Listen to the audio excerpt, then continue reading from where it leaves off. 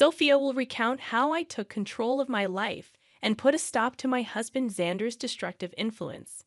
For privacy reasons, I'll be using pseudonyms. As a prominent lawyer in my state, anonymity is crucial for various reasons. Let's not delve into the intricacies of my and Xander's love story. We fell in love, got married, and eventually divorced. The love, it seemed, wasn't reciprocal, as Xander cheated on me. The signs were apparent: avoidance, excessive time outside, and frequent business trips, though I wasn't involved in his sizable business. Despite my success as a lawyer, Xander considered me a failure due to earning less than him.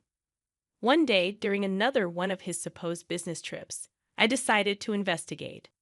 I discovered a secret Facebook account on his old laptop, confirming my suspicions. He was cheating with a beautiful woman, someone he found more attractive than me, often criticizing my appearance. Heartbroken and angered, I confronted him immediately. "Sandra, are you cheating on me?" "I have proof," I declared. Xander callously responded, "Sophia, you're just not that interesting anymore. You're always engrossed in pointless cases, neglecting me. Besides, you're not a supermodel who can captivate me with looks alone." Confused, I retorted, "What are you talking about, Xander? I have a demanding job, and you knew that when we got married. I haven't neglected you. It's you who stopped coming home and refused to communicate." And that's how I discovered Xander's affair when I finally decided to confront him. I anticipated a degree of remorse from him, but the cold response I received caught me off guard. He shifted all the blame onto me, justifying his cheating, a claim that held no validity. Refusing to be falsely accused, I pointed out the flaws in his accusations. Instead of defending his position, he turned cold once more and nonchalantly revealed that he was relieved I had discovered his affair. In a chilling tone, Xander declared, "Good that you found out, Sophia. I no longer have to hide my beautiful girlfriend. She and I will have a perfect life together after I divorce your useless self. Finally, I will marry someone who's worthy of me and my name." His words hit me like a ton of bricks, sending a cold shiver down my spine. As he spoke of divorce, he not only insulted me but also asserted that I was not good enough for him. Accusing me of being a bad wife, he showed no remorse for his affair and even boasted about how a mistress would make a better spouse. Tears streamed down my face as he demeaned me, proclaiming his affair with pride. This was the man I had loved for over a decade, and his words left me shattered. Through my tears, I asked, "How could you say that, Xander? All these years, I've been beside you through thick and thin, honoring my vows and valuing you above all else." His callous response cut deep, dismissing my worth. "Well, Sophia, it doesn't matter anymore. You're just not right for me. I'm now a proud business owner, and a woman with average looks and a pretentious law degree won't do me any good." Feeling utterly demeaned, I protested. "How could you, Xander? I'm a capable woman, even if I don't fit your narrow definition of beauty. I've been a good wife to you, and now you're contemplating divorce." Correcting me, he stated coldly, "I'm not contemplating divorce, Sophia. I've already decided to divorce you. I'm done. I don't want to be with you anymore. I will file soon and have already hired a great lawyer. You better move out before I come home. I don't want to see your ugly face anymore." A few hours after Xander hung up on me, he sent the divorce papers through a friend who looked at me sympathetically. I numbly accepted the papers, shut the door, and cried miserably, letting the reality of my wasted years with a horrible man sink in. However, I decided I wouldn't let this break me. I was a strong woman who would take control of her life and teach Xander a lesson. When Xander's friend delivered the papers, he mentioned that Xander had talked about drawing out the divorce. Initially puzzled, it dawned on me that we had a prenup. Xander had insisted that I was entitled to half of his business if he cheated, something I had overlooked in my emotional turmoil. It made sense why Xander wanted to prolong the divorce. He hoped I would give up my rightful share. Determined not to let go of what was rightfully mine, I immediately called his lawyer and set up an appointment. Within 2 days, I moved out of Xander's house and into my childhood home, which was in my name. I texted Xander that I had already moved my belongings, asserting, I took my ugly face and body out of your Dan house. Good that you've come to your senses and not making a fuss. Xander responded, boasting about his lawyer's reputation. But I calmly warned him, I won't give you my business, that's for sure. For now, you will stay away from me. Determined to uphold the prenup, I was ready to face whatever challenges lay ahead. I don't want to talk to you. You can only speak to me through my lawyers now, and I expect you to empty my house. Xander's words ignited a surge of boiling rage within me. It's astonishing how anger and hatred can fuel one's determination when faced with such utter contempt. My mind cleared, and I couldn't help but almost laugh at Xander's ignorance. He had no clue who he was up against. Doubtful that his lawyer, Jake, knew either, I arranged a meeting with him at a cafe. Upon seeing me, Jake began to visibly tremble, only calming down upon recognizing me. He seemed confident, but not enough. Jake was a decent lawyer, but he hadn't anticipated facing off against someone like me. Xander never considered me influential, so Jake was utterly unprepared for our encounter. Jake appeared nervous and his hands shook, but I refrained from further intimidation. He wasn't to blame for my predicament. Hello, Jake. Nice to see you here, I greeted, noticing his surprise. If you have any doubts, let me clear them for you. Yes, I am the wife. Ma'am, I'm so sorry. I wasn't expecting you to show up. Jake stammered, flustered by my presence. The surnames don't match because I got married after I received my law degree. I used my maiden name for official purposes, I explained. Ah, I see, Jake muttered, visibly uncomfortable. So I'm guessing you want to drag out this case. That's what my client has told me. Your client has been misleading you, Jake. He's the one who wants to prolong this case. Isn't that what he told you? I confronted him directly, knowing my reputation as a lawyer spoke volumes.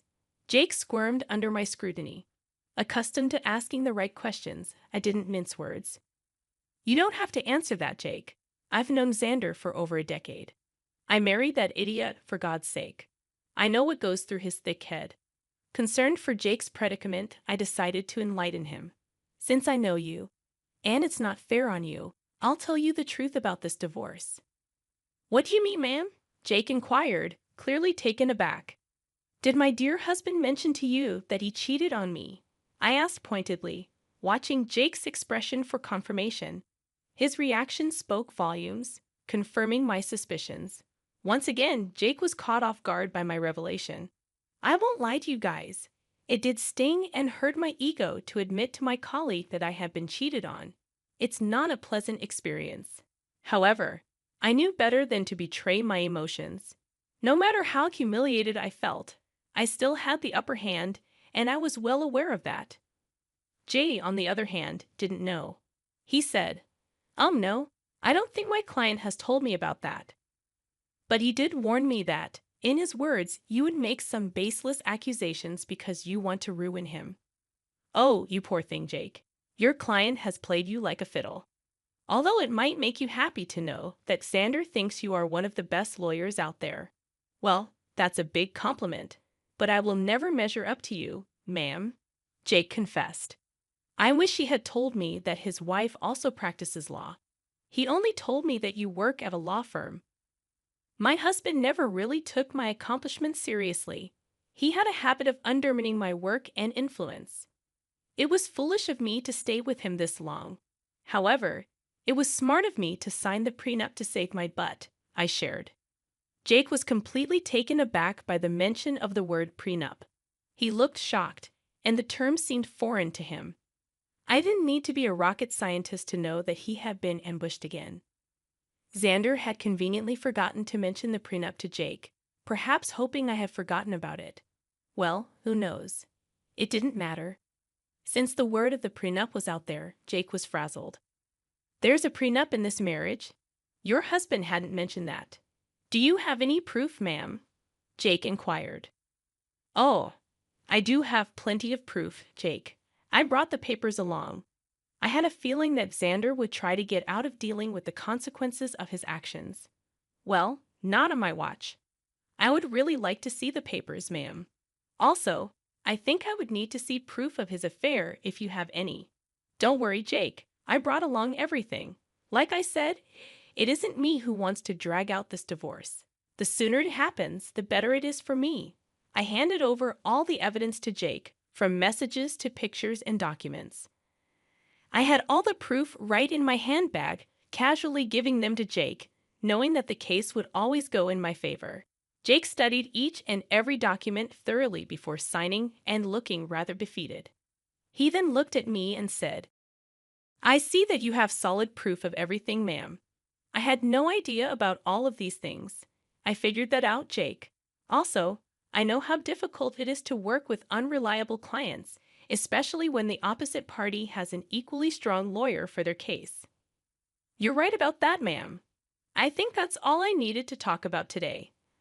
I believe I need to have a serious conversation with my client before I decide to proceed with his case. I'm sure someone will contact you soon, although I can't say that it will be me." I could tell what Jake was hinting at but didn't comment on it. I thanked him for his time and proceeded to walk out of the cafe. I went straight to work and started to prepare my own documents for the divorce. All the lingering sadness was gone. Now, there was this rage within me that was driving me to make sure Xander suffered for what he had done, and I knew he had no way out of this mess he had created. It took Xander one day to get back to me. He called me on my number despite telling me not to contact him directly. It was funny but not surprising. I knew he would find himself in this situation. When I answered his call, he sounded very pissed off. "What the hell did you say to my lawyer, Sophia?" My, look who's calling after telling me to stay away. "Now what happened with your lawyer, Xander? Stop playing around, Sophia. Tell me what you told him that made him quit today. Your lawyer quit today? How sad, Xander. I guess you should have been upfront about your situation and who they would be fighting against. You don't know what you're saying? You are a freaking nobody. I won't let you take away my family business." "Oh, I would like to see you try, Xander. I will hire a better lawyer and doubt you. Just wait and watch. I will destroy you in court. You will come to me begging for mercy." "Well, sounds like a plan, Xander. Good luck with that. But a word of advice from a lawyer. Remember to tell your new lawyer about your affair and the prenup." When I said that, Xander simply hung up on me. It made me chuckle. He was in deep trouble but still didn't know it. He would try every lawyer in town and see if anyone would represent him. I am a known name here, so people knew not to mess with me. Plus, anyone stupid enough to believe his lies would be dragged down to reality when I presented them with my ammo. Xander said that he would make me beg for mercy. I knew that it would be a matter of time before he would come begging at my door. I was right in thinking that Xander would be back, begging at my door. He literally had no other choice. One fine morning, while I was getting ready for work, there was a knock at my door. I was a little confused about who showed up at such an odd time. Imagine my surprise when I opened the door and found my soon-to-be ex-husband, looking forlorn and weary. I invited him in because I didn't want the scene outside my home. I was already dealing with enough. When he came inside, I said, "Make it quick, Xander. I don't have enough time to waste on you. I don't even know why you're here. We were supposed to strictly communicate through lawyers only." "Yeah, about that. I haven't found a good divorce lawyer yet." "Oh, that's sad for you, Xander. You better hurry up because I hear that your mistress has been dying to marry you. I'm not worried about her anymore. Listen, Sophia, we need to talk. You have been sabotaging my lawyer so that they wouldn't take my case. That is very unfair." I immediately laughed when he said that. I couldn't believe that Xander would have the audacity to pin the entire blame on me. This once again showed how little he valued my profession. He thought that just because he was willing to throw money, people would pull at his feet. Oh dear, that's an amazing joke, Xander. Let me just clear that misconception for you. I haven't been sabotaging anything. It's your stupidity that's causing trouble. I don't understand. What did I even do? Should I remind you how you lied to your lawyers about the affair and the prenup? That is enough to make them look like fools in court. Do you think lawyers would jump at representing unreliable clients like you? Besides, I will admit that my name will make a lot of people walk away. You may consider me to be useless, but I actually do have a good name in this profession. Yes, I know that now, Sophia. I've tried being open with lawyers too, but none of them are willing to help me. That's what happens when you try to go against an ironclad prenup. You really should have thought your affair through, Xander. Not that it matters now. The damage is done. No sane lawyer would fight for your cause. You'll be giving me half of your business. Xander's facial expression said it all. He didn't want to lose his business. I mean, that's why he tried to pick a good lawyer and drag out the divorce. He wanted to keep me hanging long enough until I would snap and just leave him alone without demanding half of his company. After a few days, it became clear to him that no one would take his side. Hell, he was even finding it hard to find any lawyer who would go against me. So, he did what he thought was his last resort. He started to cry and beg. Sophia, you know how much this business means to me. Please don't do this. You can take everything else, but please don't ask to split the business. Why not, Xander? You were the one who put in the clause of splitting the business in case you cheated. You think I will give up my rights that easily? I deserve it after the betrayal you threw in my face. It was all a mistake, Sophia. Believe me. I have actually put my relationship on hold because I know what a big mistake it was. Maybe, just maybe, we can give this marriage a try. I can say for sure that this hurdle will only make us stronger. Xander's words made me laugh out loud again. The audacity of this man was unmatched by anyone I knew. I really didn't know what to say. He was actually asking to get back together, as if I would be stupid enough to do that. I did know that he had put a pause on his relationship with his mistress. The rumors were out that the mistress was not happy, and neither was Xander. But if he thinks this will make me go back to him, he is dead wrong. I already made the mistake of marrying a piece of and learned my lesson the hard way. Plus, I knew why he was suddenly desperate to get me back. You must be delusional for suggesting something like that, Xander. I didn't come this far in life by being utterly stupid. I know that you want to get back to me because you don't want to split your business. Sophia, we were happy together. Let's just look past this one time and restart our marriage. I will cut off my mistress. I swear there's no reason to do that, Xander. Believe me, that woman is going to start running once she finds out that you won't be very rich after the divorce. As for me, this is my golden chance to get out of this sham of a marriage. I must thank you for showing your true colors before we had kids. Now you will reap what you have sown. With that, I was pretty much done with my piece.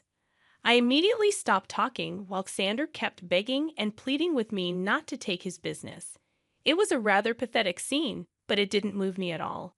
Instead, it made me think of the times I went to bed crying because this piece of expletive I call my husband decided to betray me. Seeing Xander in a vulnerable place only gave me satisfaction and completed my revenge. Now, I simply needed a clean break to start fresh. Well, I definitely got more than what I had bargained for. Karma hit Xander hard and fast.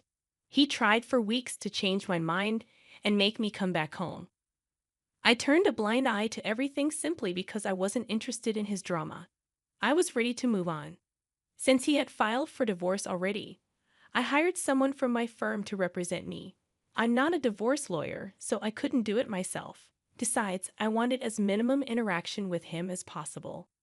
After a month of trying to change my mind, he was forced to get a lawyer and ask for a clean break. He knew that if I took the case to court, he would only face humiliation and ultimately waste money on lawyers appointed by the court. So he receded and asked for a mutual split. The prenup made it super easy for me to get the divorce. Of course, I had plenty of proof to show everyone that Xander cheated. As per the prenup, he was supposed to give up half of his business to me. He wasn't happy. But there was no way out, so he signed over half of it to me. We did give him an offer to buy me out, but he had no money. Now, why would a big business owner like Xander have no money, you ask? Well, he had spent it all on his mistress, who is now not taking his calls or texts. I guess she figured out that he won't be rich anymore. But now, No one is willing to date her because they know what a gold digger she is. What goes around comes around, I guess. Well, the mistress was the least of Sanders' troubles. With half of his business gone, his earnings were severely reduced. He had to sell his house because he didn't have much money to maintain it or even pay the mortgage properly. He's currently renting a condo that is a serious downgrade from the big mansion he stayed at. He did try to get back with me again in the hopes of regaining full control of his business. Well, safe to say that is never happening. He now either has to continue the way it is or manage to save enough money to buy me out. If you want to know about me, I'm actually doing pretty well. I have appointed someone to take care of my share of Sanders' business, and so far, things have been amazing. I ended up upgrading my lifestyle by buying a new mansion due to my combined income from law practice and business. Things are going well. I'm living my best life, and I honestly couldn't be happier. All in all, the divorce played out well for me. Instead of getting played by my ex-husband and his mistress, I ended up ruining their lives and bettering mine.